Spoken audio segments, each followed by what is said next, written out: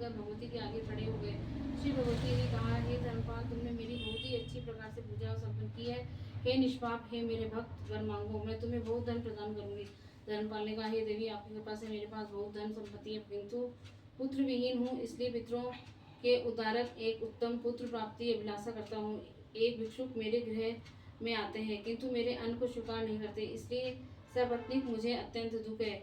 इस प्रकार वैश्य के दीन वचनों को सुनकर भगवती ने कहा, हे धर्मपाल, तुम्हारे भाग्य में सुखदायी पुत्र नहीं है, तो भी विधवा होने वाली कन्या, अल्पायु पुत्र अथवा नेत्र विहीन दीर्घायु पुत्र, इन तीनों में से किसी एक वर की याचना करते हो। धर्मपाल ने कहा, मुझे अल्पायु पुत्र ही प्रदान कीजिए, इसी में अपने को कृत्य समझूंगा, क्योंकि इससे नरक स्थिति पितरों को उद्धार करने में समर्थ होऊंगा। श्री देवी जी ने कहा, मेरे बगल में संस्थापित श्री गणेश जी की नाभि पर चढ़कर उनके पार्श्व में स्थित चमत्कार पूर्ण आम के फल को लेकर जाकर अपनी धर्मपत्नी को प्रदान करना, इससे निसंदेह पुत्र उत्पन्न होगा। इस प्रकार देवी के वचन को सुनकर वह वैश्य उनके बगल में जाकर गजवदन की नाभि पर चढ़ने से मोह को प्राप्त हुआ। फल को उतार लेने के बाद उसे पुनः दूसरा फल दृष्टिगोचर हुआ। इसी प्रकार बारंबार फल उतारने पर भी उसे एक अन्य फल दिखलाई देता रहा।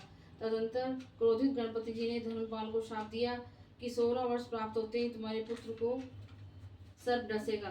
धर्मपाल अच्छी तरह फल को वस्त्र में बांधकर अपने घर की ओर चल दिया। घर पहुंचकर उसने अपनी भार्या को फल दिया। उस पतिव्रता ने उसे भक्षण कर लिया। अपनी पत्नी के सहयोग से उसने गर्भ धारण किया और 9 मास पूर्ण होने पर उसने उत्तम पुत्र को उत्पन्न किया। पिता ने चित्त में संतुष्ट होकर जात कर्म संस्कार किया। छठे दिन में षष्ठी पूजन किया। 12वें दिन में नामकरण संस्कार में उसका शिव नाम रखा।